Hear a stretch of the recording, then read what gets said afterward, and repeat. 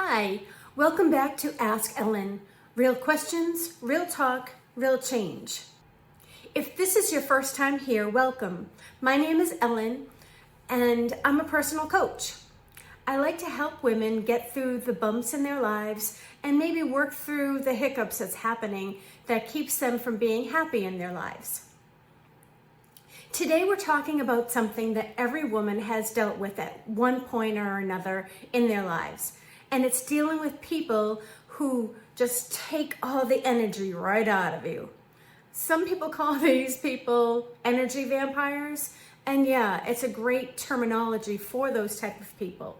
So if this is something that you're dealing with, or if you just want a little help navigating a way to protect your energy, well, let's dive in. So how would you know if someone is draining your energy?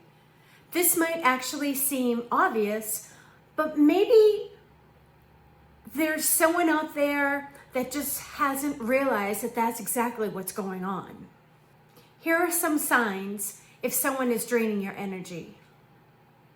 Before you even meet the person or call the person or talk to the person, you're feeling anxious. There's just this heaviness that comes over you. You already know on some level that that person drains your energy. You feel wiped out afterward. After your conversation, you might even have a headache. You feel tired. You feel like you just can't talk to another person. You definitely were with somebody that was draining your energy. If the conversation is always about them, you try to talk about yourself, or you try to mention something that's happened to you and it just gets shot down, or that conversation then goes right back to them and what's going on in their life, that's definitely somebody who is draining your energy. You find yourself not being as bright as you could be. You kind of shrink down. You kind of adjust yourself so that you're not shining as much when you're having a conversation with that person. If you're doing that, then they're definitely taking energy from you. You leave the conversation, whether it's physically or you hang up the phone, and you just feel, irritated, or you feel guilty, like, why did I even go through that conversation? That's definitely a sign that you've been around or you've been talking to somebody who's draining your energy. Have you ever had a message left by somebody, you missed a call, and you have the message and you don't even want to listen to it? Classic sign that that person drains your energy. If you feel like you always have to calm them down or regulate their emotions, that's definitely someone who is draining your energy. If you find yourself recovering after an interaction with the person, well, then that person is definitely draining you. So why do you let draining people take so much energy from you? Well, maybe you're not actually letting them drain your energy, but there's part of you that feels obligated to be part of their life, obligated to help them through. We're raised to be nice. Shouldn't you be nice to someone and let them talk to you and let them get their grief out if they need to?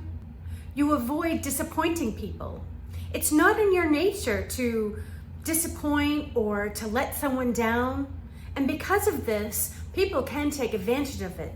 So it's not like you're really letting that person drain you. It's just that it's your nature to not disappoint.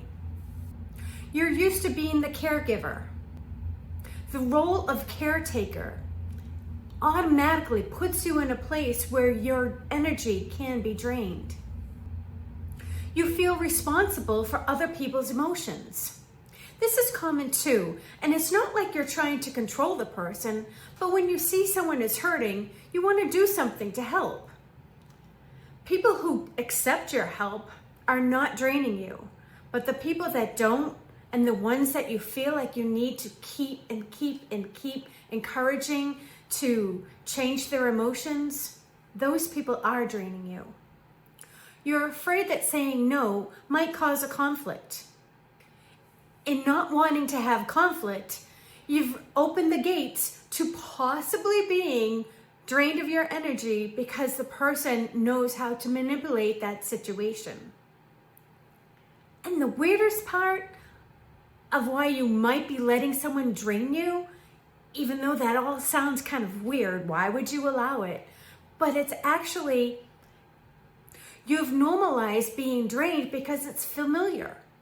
If it's someone who does it all the time and you're around this person constantly and they're always taking from you, it can be something very common. You might be thinking that protecting your energy is rude in some way, but it's not. It's about respecting yourself. It's about respecting your time. And it's also about respecting your energy. What are the different types of drainers that might be entering your life or who might actually still be in your life?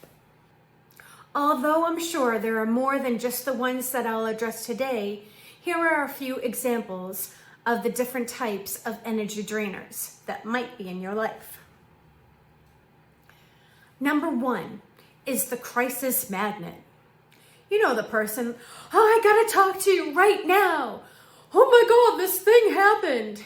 They always have this magnitude of story. Whatever it is, it's just full of drama. Every conversation is an emergency. Everything that's happened is the crisis. Everything that's going on is to the max. There's no way you will ever get any kind of information to them because they are just relaying information to you. That's definitely somebody who's an energy drainer. Number 2, the complainer. That's the person that's always miserable. If you have this type of person, their energy is usually down to begin with. It doesn't matter what's going on in their life. They'll just complain about this or that. This isn't working. I didn't get that job. My car needs to be repaired. It doesn't matter. They go on and on. And you might be wanting to be the Pollyanna and say, it'll be all right. You can get there. Tomorrow it's going to be sunny. And no matter what you say, they'll just poof, come back at you with a, yeah, but it'll be too hot or whatever it is. I had an aunt like this and it didn't matter. You'd say, oh, isn't it a nice day? Well, it's a little cloudy for my taste. Wasn't that dessert delicious? I found it way too sweet. These people are really tough. The third example of a drainer is the taker. Some people refer to these type as like narcissists. The people that always have to come first. It's their needs and their needs come first. Your needs don't matter. Your concerns don't matter. Their concerns do. Their troubles are more important. Their life is more important. All their ideas, more important. That's another form of drainer. The fourth type of drainer that I'm going to talk about today is the subtle drainer. The subtle drainer is the family or friend that is nice, but the dynamic leaves you depleted. What do I mean by this? Well, they're the ones that seek out you because you're the rock. I need your help. I can't get through this because fill in the blank. They know they can depend on you. They know that you're always there to help. They know you're reliable. But in being reliable, being the rock, being the one that people can always go to, can be extremely, extremely draining, especially when you just don't have the time or you just don't have the energy. But because this person came to you purposely because they know they can count on you, that can be an energy drainer as well. All these are different types of drainers, but they all have the same result. Your energy gets pulled and you are left drained. So how do you protect your energy? Let's talk solutions, because you don't have to cut everyone out of your life to protect your peace.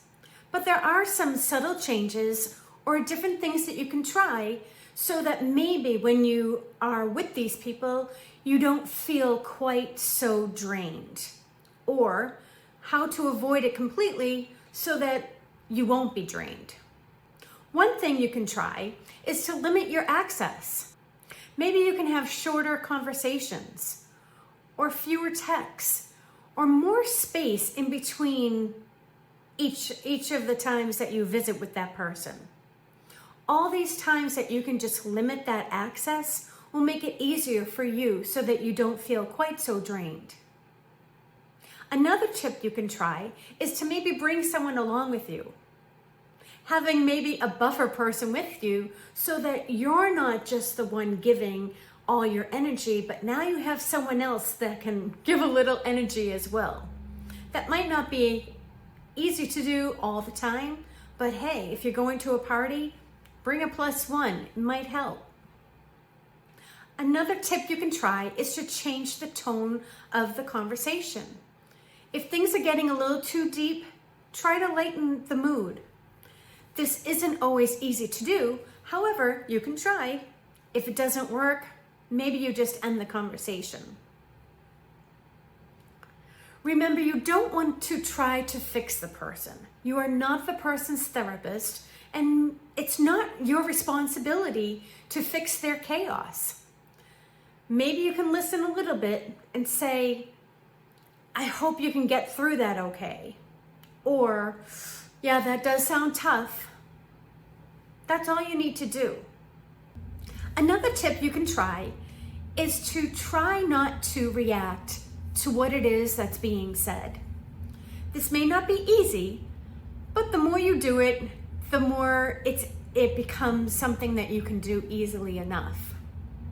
You want to be kind to people, but you don't want to be a sponge. Do not bring in all of what they're saying into your life. It's their life, their problem, their chaos. Let them have it. You can just listen. That's all. In protecting your energy, just remember this truth. If someone drains your energy, it's your job to protect it. It's your job to set the boundaries that will make it easier for you to move on so that you're not drained after a conversation or an interaction with someone. It's okay and it's healthy for you to set these boundaries so that you can feel good in your life. When they walk away, they may not even know that what they've done to you has drained you. So it's okay if you set those boundaries. Protecting your boundaries isn't selfish. It's necessary. And it should be something that you do on a regular basis so that you feel happy in your life. Your emotional well-being is your responsibility. No one else can do it for you. So you need to make sure that you choose peace over the people who constantly take from you. I thank you again for joining me here at Ask Ellen. Real questions, real talk, real change. If you have a boundaries dynamic that you'd like to discuss with me, please enter it in the comments. If there's something that you want to talk about, enter that in the comments. Please consider subscribing and come back every week to have more talk. I'll see you in the next one. Bye.